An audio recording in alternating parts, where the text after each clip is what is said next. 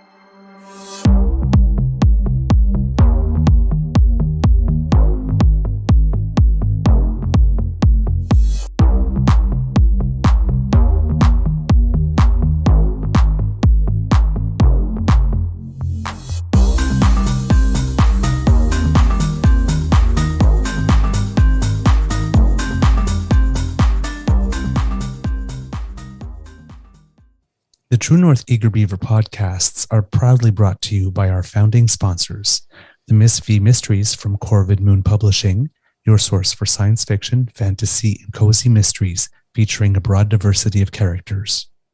CanadianTarot.com, your uniquely Canadian online eclectic tarot community and forum, and The Peppermaster, hot pepper sauces made from fresh farm ingredients to thrill your taste buds and expand your mind.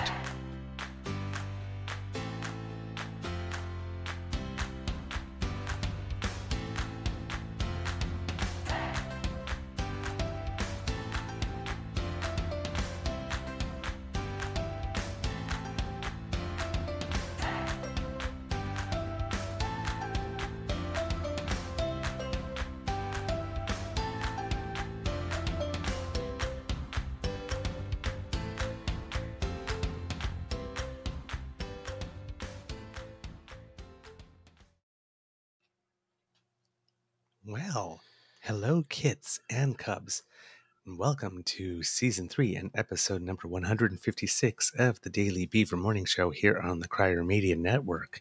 Today, recording day is Wednesday, July 5th, 2023, and it's going to be a sunny day here at the Beaver Lodge. Thank you, kits and cubs, for your patience while we got a little bit of a late start today. I'm your host, the Eager Beaver, pronouns he, him, hey, Mr. Beaver, eh? And with me, as always, is my dear friend, Mr. Grizzly, and yes, once again, we did not coordinate. Of course, a big thank you goes to our podcast founding sponsors, the Peppermaster, the Miss V Mysteries from Corvid Moon Publishing, and CanadianTarot.com. We have a Wednesday morning nibble for you, but first, and for those of you in the chat, you seem to already be aware, Mr. Grizzly's had a bit of a rougher night. How are you feeling today, sir? How's your mental health? Well, I got a 45 minutes sleep, I think. Had to take Bridget to the ER last night. She dislocated her jaw and couldn't get it popped back in, so I had to go to the ER and didn't get home till 5:30, I think it was, by the time I got home, something like that. Oh my God, that is so she's much better now, but yeah, she was in a lot of pain. My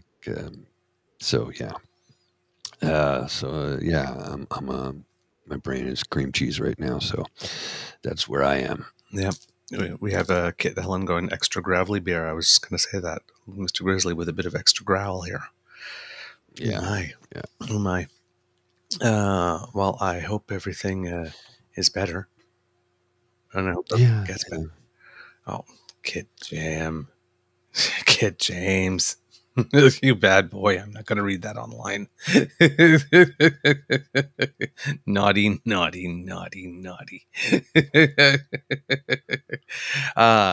In the headlines today, there is labor strife in Canada. Oh, you just saw it, right? Yeah. Delayed joke. Now he's batting his eyelashes and going, what? There's labor strife in Canada, both in the Quebec City region and in BC. As well, Jens Stoltenberg has been asked to stay on for a fourth time as Secretary General of NATO, this time for yet one more year because of the war in Ukraine. They want to ensure continuity. They're looking at Ursula von der Leyen as a possible replacement for him. She's the current head of the European Commission, and him staying on one more year would make it just convenient because that's when her term ends. So that's why there's some rumor mill buzzing about that. But there seems to be some pressure on the inside to maybe have a leader from a Baltic nation, given they're so close to Ukraine and are probably next should Putler actually succeed. So that's going on. And in the province of Quebec, but also for Canada, but in the province of Quebec, there's mourning today because Denise Bombardier died at the age of 82 after a very quickly spreading cancer. It was said of her, the president of the Fédération professionnelle des journalistes du Québec, the Professional Federation of Journalists of Quebec, said, Elle n'avait peur de rien à une époque où beaucoup de gens ont peur de tout. She was afraid of nothing, and in an era where many people were afraid of everything. She was a journalist, an author, columnist, part of the Quebec intelligentsia. She spent over 30 years at Radio-Canada, and she was the first woman in Quebec to host a televised public affairs show. Probably more on the right side of things. She was not for same-sex marriage at the time, had issues with drag queens at the time. One of her final columns got her, one of her final columns for one of the papers where she wrote got some controversy because she was against accommodations for Muslims in the workplace who needed a place to pray, for example, and stuff like that. But did she come around eventually?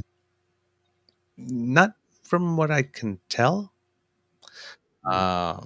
But during an era also during which Quebec, with the Quiet Revolution and all of that going on, she was a pretty seminal feature in Quebec culture and in Quebec commentary and journalism. So yes, there's a lot of people with elogious things to say about her. As she's passed in her contributions to the province and to the nation. She's a recipient of the Order of Canada. She maybe resonated maybe more with the older crowd, I would say, in the province than the young. So the purely Québécois then maybe may have had probably more. She was considered to be a woman of conviction, right? And people loved that, even if she said things that would outrage them or enrage them, that she had the courage to say them and the conviction to say them. And it's not necessarily that she was going out of her way to be cruel, but she was very, very anchored in the right and being conservative. Not familiar with her work, to be honest with you. So. Yeah. She wrote, she was a well-known essayist, and she would. So I kept saying it's. She really was respected, but we have to remember that there's also a time like when Quebec where that was the last province for the church to let go. So Quebec was pretty right until it wasn't. Right. So yeah, it's but for the intelligentsia in Quebec, it's a huge loss on the political right. It is a huge loss as well. So there you go. The show that she had was called Le Point, first of all, with Simon Dirivage. If you're a French Quebecer, you'll know that name because he's a legend in broadcasting. So she was the co-host of that in the 1980s, and then she was given a show called they nicknamed her Madame B, Madame Bombardier, and then they started giving her own shows to be able to put on. And I was looking for one of them. One of them is I lost all the titles. Sorry. Well, there you go. I had noted them, but she wrote for the Journal de Montréal and Le Devoir, and she even appeared in TV in France back in the day on a very, very popular show called Apostrophe back in the day, which was sort of like it was almost like a book club. We had like four intellectuals sit around and like this and talk about certain books that they liked, and it was extremely popular in France. And she made some appearances there. So a really big name, but maybe not as well known in English Canada. So that's going on as well. But the big news, as we said, is labor strife. Labor strife.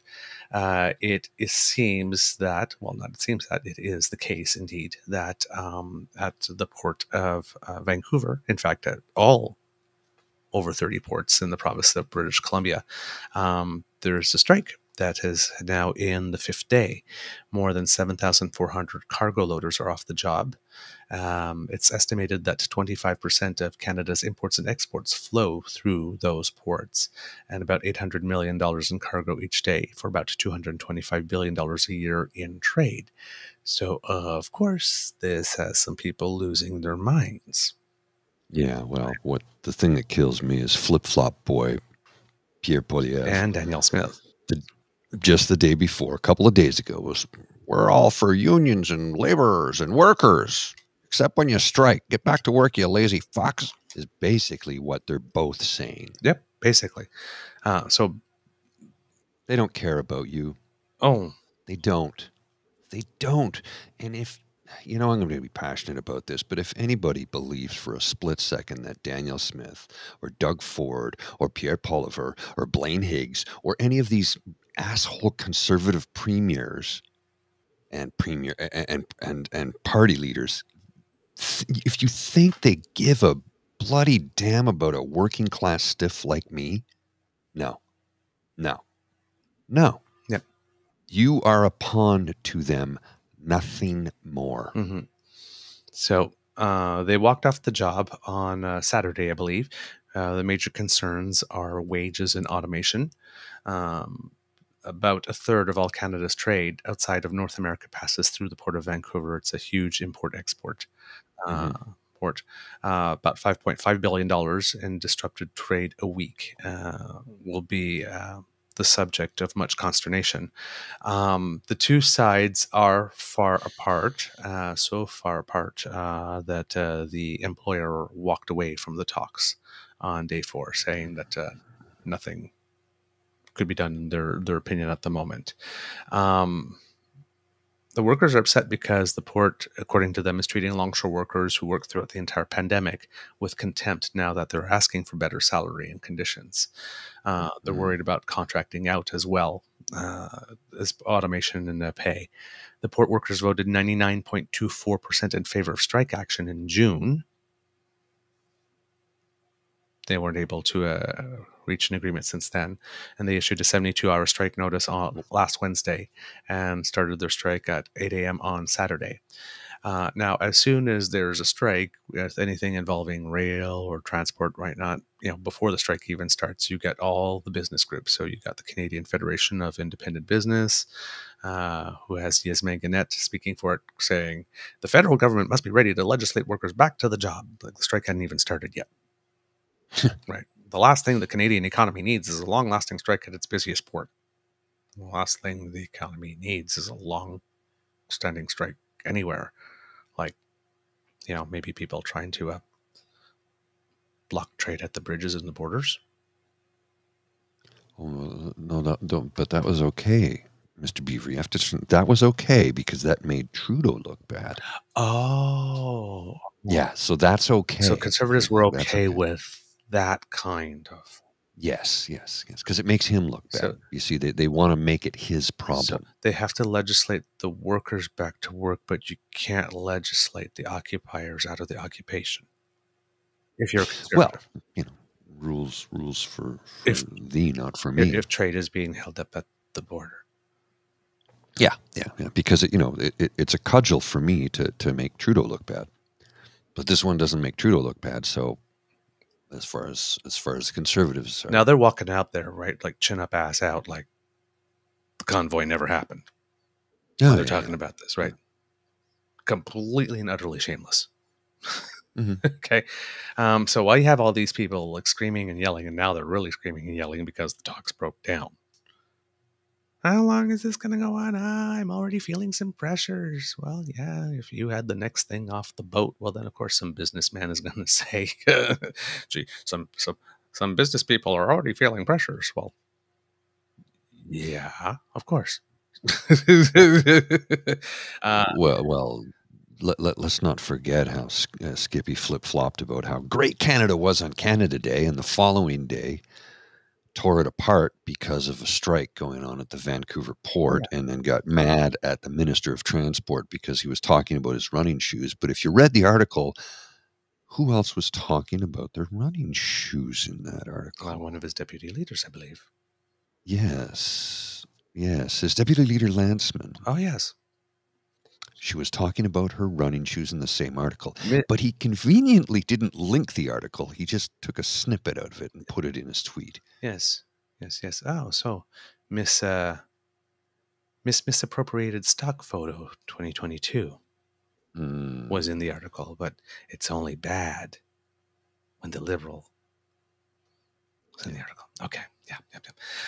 So while they're all losing their minds, you have Simon Fraser University professor Peter Hall, who studies supply chains, especially at ports, and he says that the strike would have to last weeks before a big impact would be felt. Quote, I think in the short run, the impacts are very minimal and people shouldn't be panicking. And there is a mechanism to legislate them back to work and then have an arbitrator make an arrangement. And this is probably a 6-year deal, so it's not the end of the world if it takes a bit of a time to find the right deal between the parties. It's not in anybody's interest to let it drag on, but it's also not in anybody's interest to not take the time to find a 6-year deal or however long they make this one for. So Mm. let the process roll out.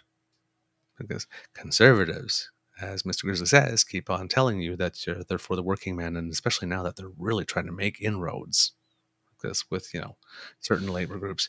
But yeah, until it comes time to pay you what you're worth, then Sorry. the second you talk about that, they start talking about back to work legislation. Because now you're coming for rich people's money. You can't do that, Yeah, and we can't have that. as George Santos has Ooh, found out in the United States. we got to keep you in your place. We got to keep you in your place under my boot Uh, heel.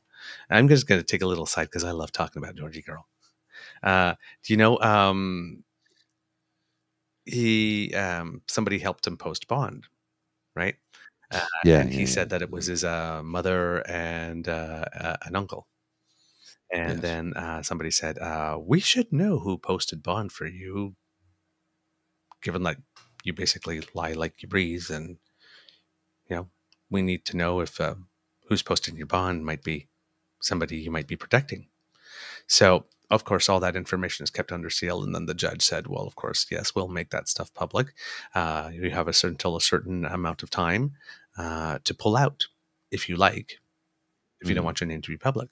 And that is when we found out that there were not 2 guarantors, but there were 3. Mm. The third Who one was the pulled out. third? Do And we know who the third one was? no, because they pulled out before. And Oh, okay. because mom and the uncle, I believe, are blue collar workers, Very much very so. much so. I think They don't have I the. think the uncle's does floor tiling or something like that. I'm not. I can't remember off the top of my head. I did write it down, but I just said They don't have the yes, funds to exactly. cover this. So the person who had the actual funds withdrew, and then he put 3 Mm. names, including 2 relatives, to say, and then publicly said, "Well, yeah, these 2 relatives are helping me." Mhm. So for some reason, he hasn't been remanded yet, Well, I because wonder why currently his that is. bond would appear to not be guaranteed. Hmm. Hmm. Hmm. So, but he tried to fight that, and it was one of those cases again, right? But Donald Trump does that. I know, Dunny. I know that, sweetie. I know that, poodle. I Mhm. know Donald Trump. And I know you're trying to follow his game and all that, but you're not white and you're not rich. You're Republican They're and you they're going lie, to use you but you're not white, and you're throw not you rich. away. Yeah. It's like Chris Sky, Yeah. right? The election was rigged and stolen. But oh, yeah, okay. But you're not Trump. So that's Mhm. not going to work for you. And it's not really working out for the guy down there either. Um, but back to the strike. You have the International Longshore and Warehouse Union Canada President Ron Ashton saying labor peace in this industry comes from government staying out of the business between a union and their employer. The federal government must stay out of our business if the BCMEA gets their way. That's the BC Maritime Employers Association, I believe. And their way is to Mhm. let the government make this collective agreement for them. There will never be labor peace on the waterfront.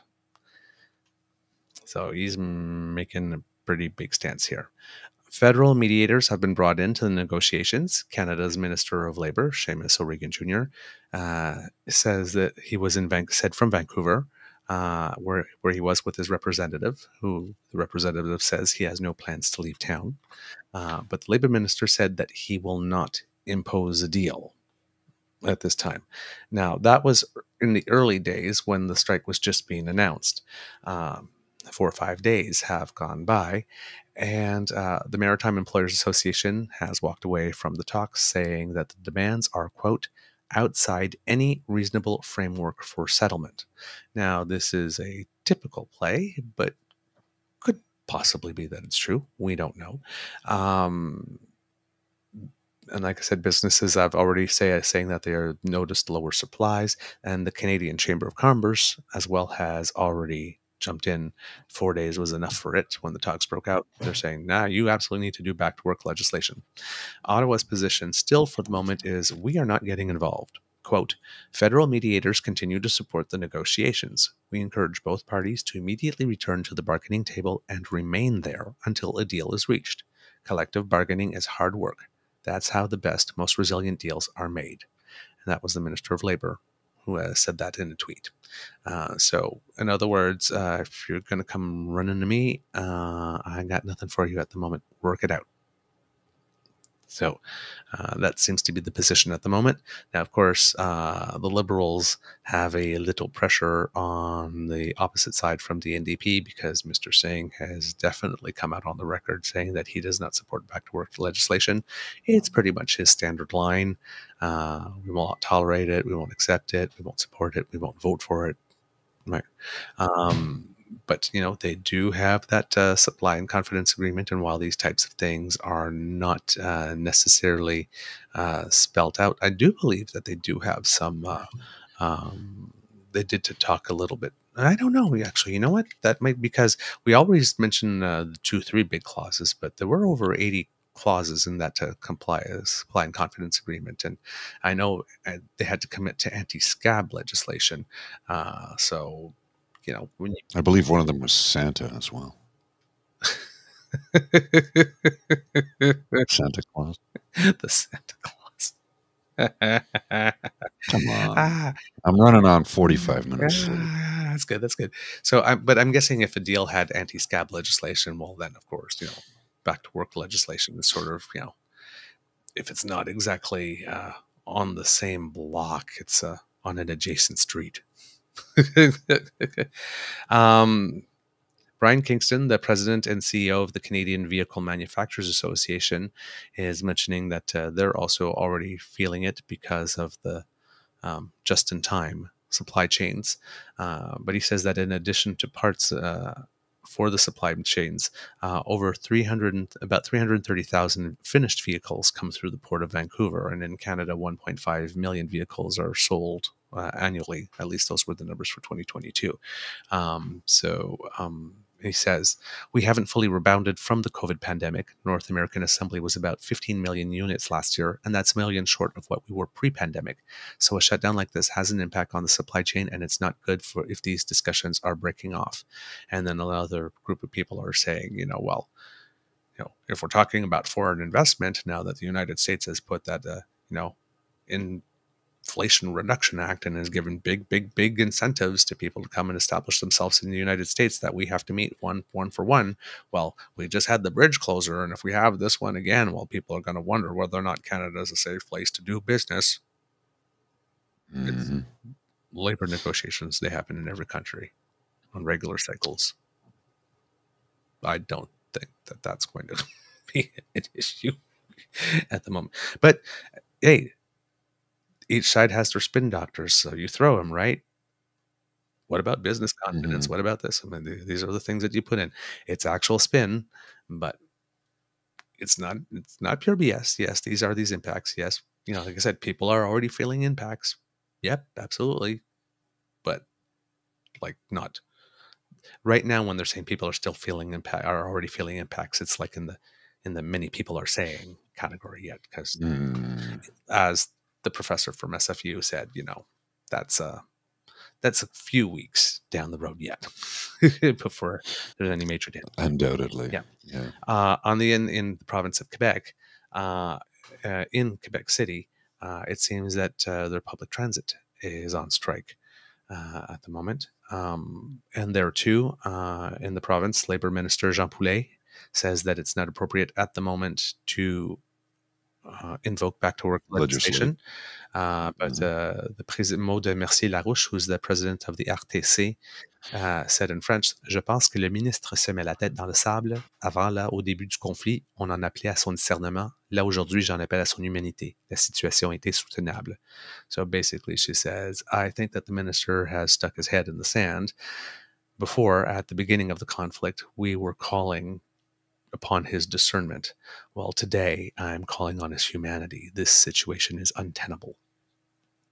And of course, this is happening just as the Festival d'été du Québec is about to start. So people are hoping that the public transit will be available to get around, because that's a big economic engine for the city. Yes, it is. And especially all the knock-on effects, right?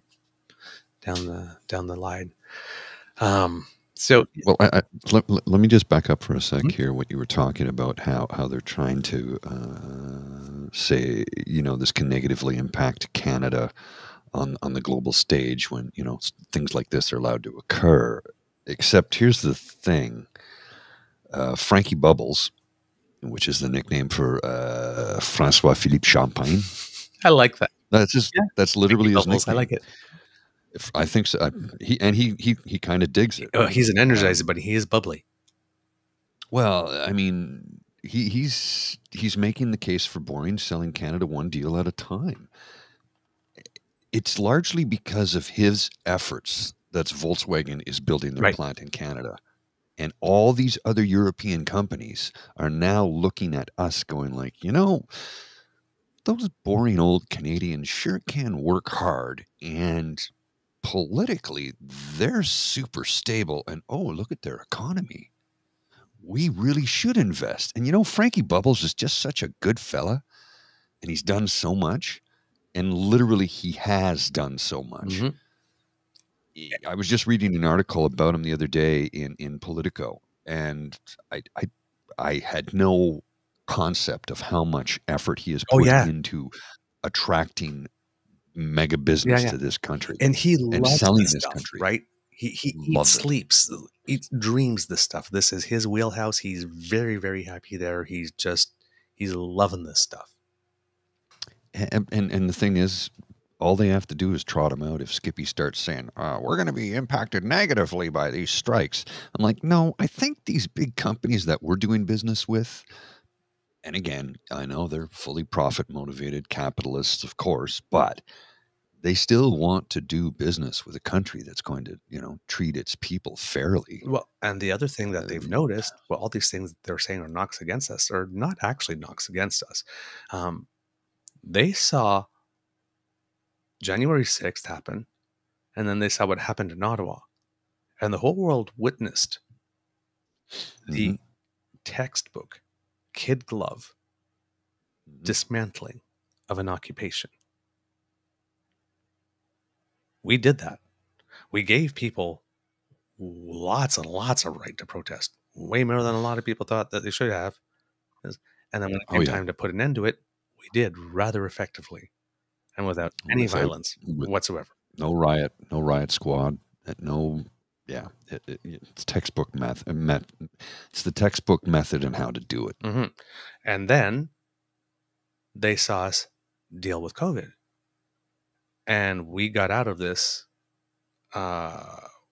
pretty well compared to near peer countries.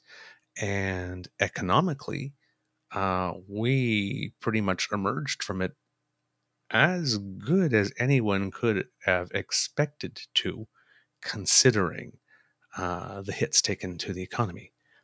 So the economic management, the thing that Brian Mulroney said when things were really, really, really tough on the things that mattered, the Prime Minister did the job correctly. Same thing with handling Trump on the NAFTA negotiations. Same thing with handling China on the Menwanzhou. The whole world saw these. All these countries and all these people that want to invest saw us. So all these things try to upend the stability of our country. And we just put our head down and did the work and got through these. That means something at the international table. And then when you add how Minister Freeland did lead the charge in the early days of getting sanctions and rallying the world with Ukraine, and how Volodymyr Zelensky and Ukraine, if they get out of this particular war horror with on top, and prove that they have one of the most professional militaries in all of Europe, and they're now an ally. And we had a key role in that, and the leader of that nation always has time for the leader of our nation's phone call or a visit.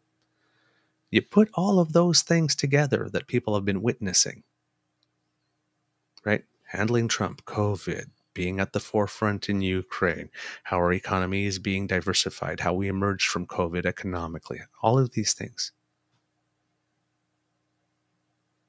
We're a pretty damn stable place. Yeah. We're looking real good right about now. You want to invest? Come on in. So, all these conservatives saying, they're so weak and everybody has no respect for us. And yeah. That's not true at all. No. Not true at all. They can't. The pathetic thing is they lie so badly. It's like, Pierre, none of what you said is true.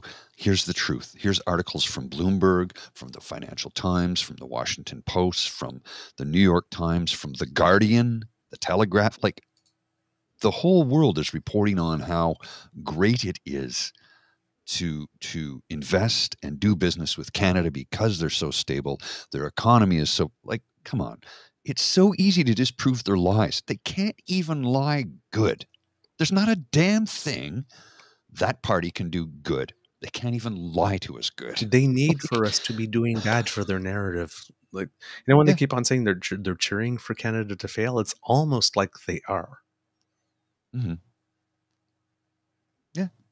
When you cheer for the Prime Minister to fail, you cheer for the country to fail.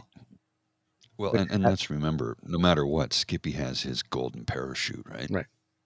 Yeah, if it doesn't work for him, he just goes, deuces, I'm out of here, and he moves to his next patronage thing. He doesn't give a shit. Oh, well, I tried. And who knows, like this, he might have more options than Andrew Scheer because he's a little smarmier. Andrew Scheer can't leave Parliament because he can't do anything else. I mean, he didn't even finish his insurance thing. He literally has nothing to go back to. And that's why he's the punching bag. That's why he's the House leader. He gets sent out to do all the dirty work and look stupid. Mm-hmm. Okay. Yeah. I'll take the bullet. Got to keep that report hidden. Yeah. Got to keep that report hidden. I mean, especially since Andrew's here. $700,000. Yeah, $700,000 to $900,000, especially since Andrew's here sees what's going down in the United States with George Santos. Mm-hmm. Because when the party leaves you, it really leaves you. I have something I want to share with you. That this is we're going to migrate to Florida really quickly here because this popped across my timeline. I think you'll appreciate the hell out of this. So Secretary Buttigieg on the homophobic DeSantis video talking to CNN. I'm going to leave aside the strangeness of trying to prove your manhood by putting up a video that splices images of you in between oiled up shirtless bodybuilders. Mm-hmm. And just get to the bigger issue that is on my mind whenever I see this stuff in the policy space, which is, again, who are you trying to help? Who are you trying to make better off? And what public policy problems do you get up in the morning thinking about how to solve? It's like, you know, I had my issues with Mayor Pete for a little bit because I thought a lot of what he talked about was garbage. But anytime I see him with, if he's brought in as a pundit or to make a comment, you really did come up against a smart guy who's got his quiver is full. Let's put it that way. Well, the thing that he does well is that he challenges the framing. And he knocks it out of the park every bloody time. Like, DeSantis is saying, no, we have to do this with the gays and we have to do that because of trans and this. And it's like, what do you think? And he doesn't say, well, I think we should do that trans. It's like, odd that he would do that with images of him putting himself between people, oiled men. But anyway, so right? It's the framing. It's the framing. Yeah. He's great at that. If the frame is placed in a way to put you on the back foot or respond to something or to play the game, dance puppets. This is the song to which I want you to dance. He just turns around.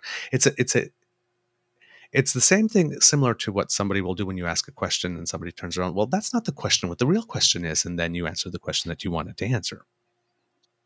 Right? Not the question that was asked. I think the real question here, or I think the real important thing here is, and that's why you just reject the question, then you say whatever media line you want to say. But in this instance, right, by not rejecting the question, but rejecting the framing, because especially when the framing is bullshit. Yeah, total bullshit. And then you put the proper frame. Like, for example, it's funny that you mentioned that because there was an example that happened right to this morning on Twitter for me, that someone had mentioned that the convoy, right? What's the difference between the strike over there at the ports, right, and the convoy stuff? And the guy was going, well, the convoy stuff was about the right to work. This is about the right to work for more.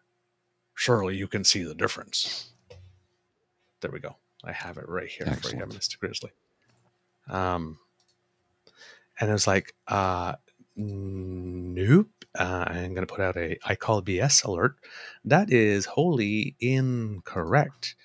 Right to work was never at issue. The issue is whether employers can let go or bench employees who refuse to meet the minimum public health requirements of the day to hold a job. The answer to that has always been yes.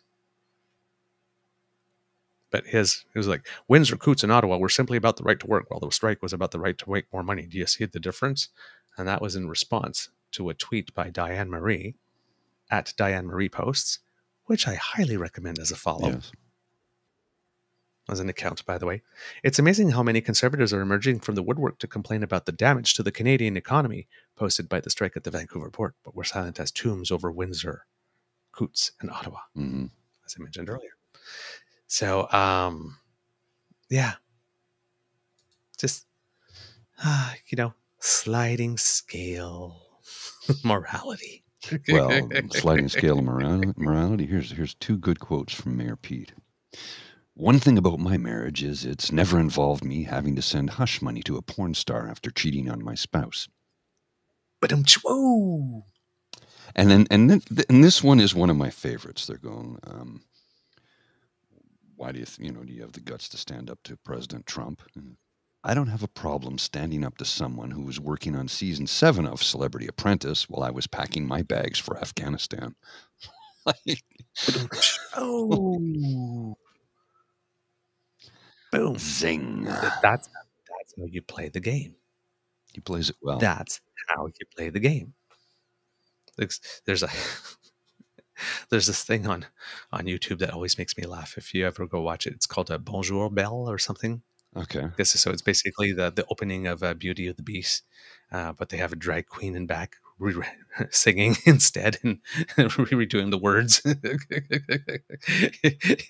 It's not a little quiet.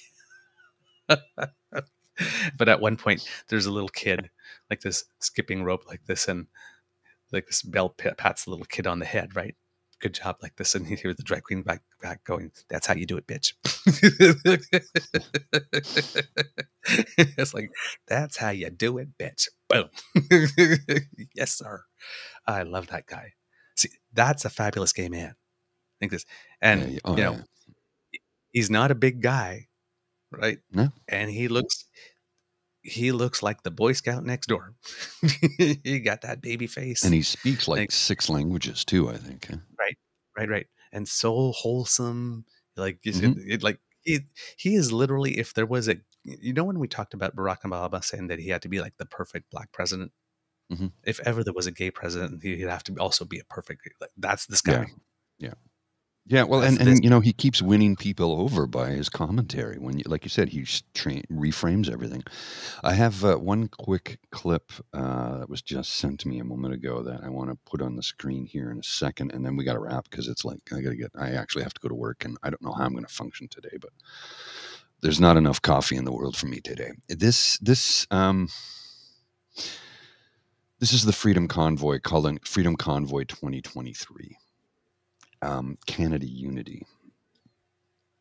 If the 401 is not famous, it's about to be world famous. Get ready, Toronto, Montreal, and Ottawa for the biggest slow roll in history.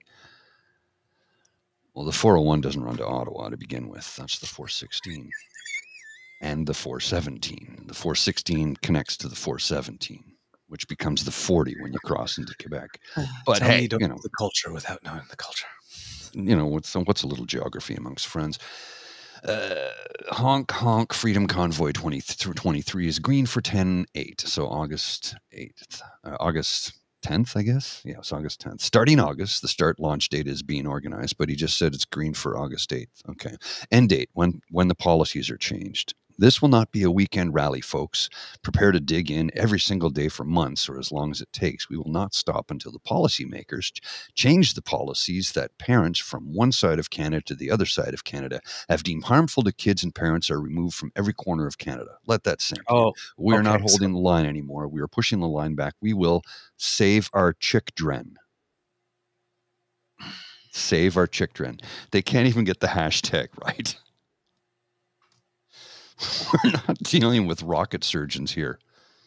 Again, that's probably some, that thing I mentioned about the, that Facebook account somewhere else in the world that organized 2 protests in the same city, one for Black Lives Matter and one for not. Yeah. I'm guessing that this is the case because that was typed so fast. Let's just crank them out. Save our children. Really? Save our children.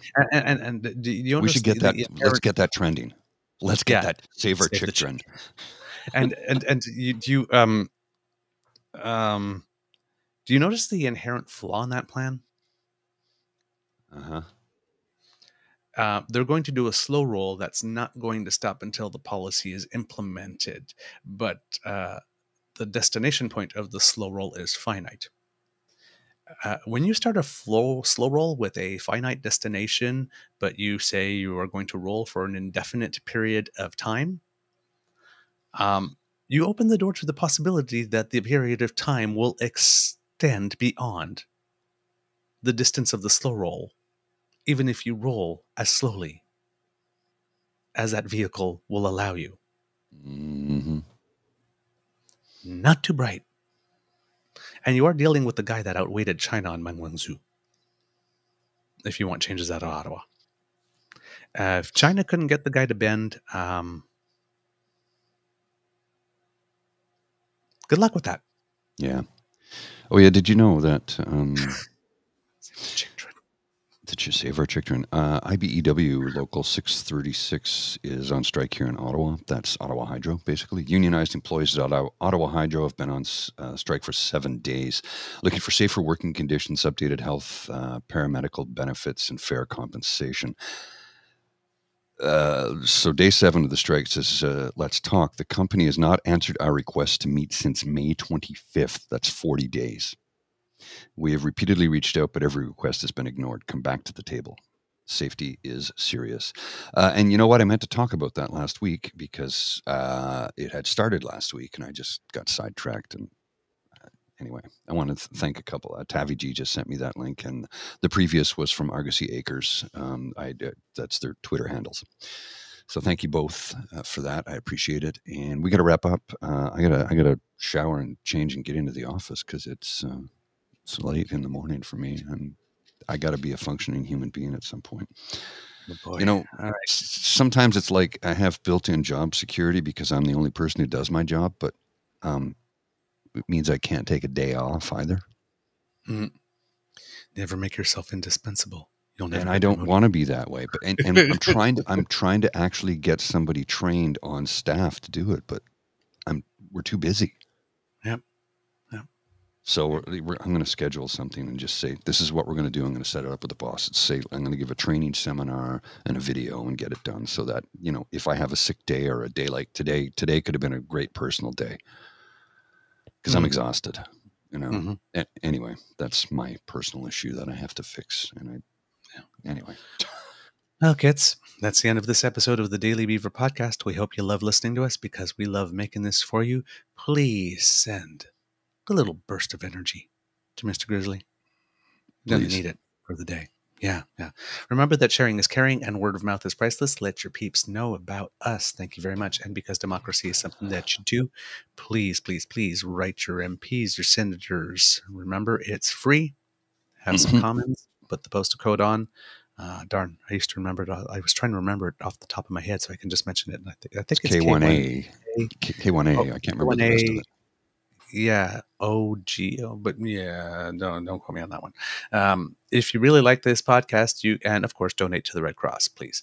If you really like this podcast, you can find us on the Crier Media Network as well as all Beaver Grizzly friendly platforms. Stars and reviews are greatly appreciated, and we love to hear from you. So please reach us at our Facebook at True North Eager Beaver, our Twitter feed at True Eager, and by email at truenortheagerbeaver@gmail.com.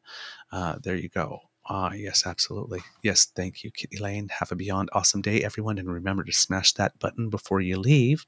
And you can do that on our True North Eager Beaver Media Incorporated YouTube channel. That helps us out big time. Thank you very much to all of you who do.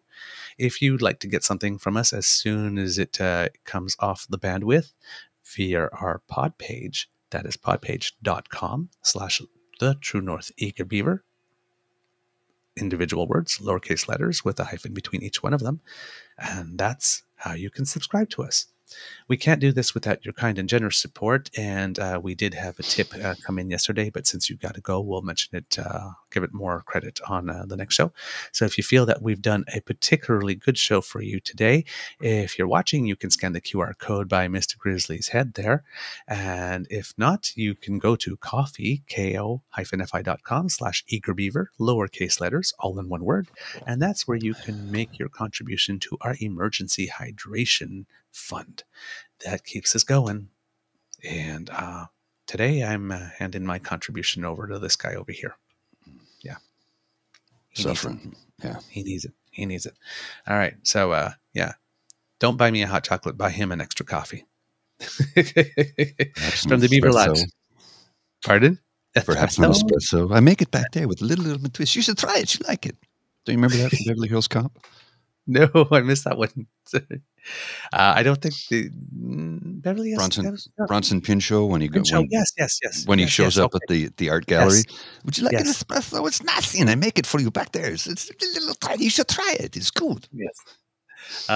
From the Beaver Lodge, this is your Eager Beaver saying, until next time, dear kids, it can be a tough world out there. So please be kind to and gentle with yourself. Mr. Grizzly, please, your wisdom. We need it. I'm going to give you a little bit of political wisdom here, and we need to pound the hell out of Doug Ford to get off his. Duff. Thank you. And invest some of that $22 billion into education and healthcare. Because I watched 4 doctors work on my girlfriend at 4:30 this morning to administer the correct dosages of medication after discussing everything with her and then resetting her dislocated jaw. And I watched how they are stretched and spread so thin.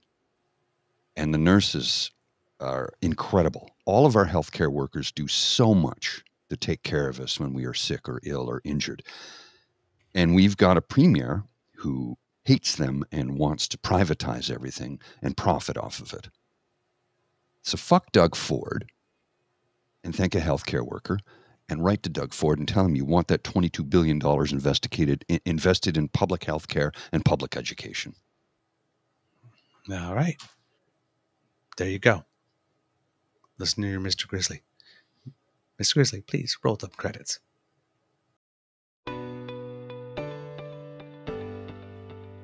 You are listening to a True North Eager Beaver Media Podcast. The True North Eager Beaver podcasts are proudly brought to you by our founding sponsors, the Miss V Mysteries from Corvid Moon Publishing, your source for science fiction, fantasy, and cozy mysteries featuring a broad diversity of characters. CanadianTarot.com, your uniquely Canadian online eclectic tarot community and forum, and The Peppermaster, hot pepper sauces made from fresh farm ingredients to thrill your taste buds and expand your mind.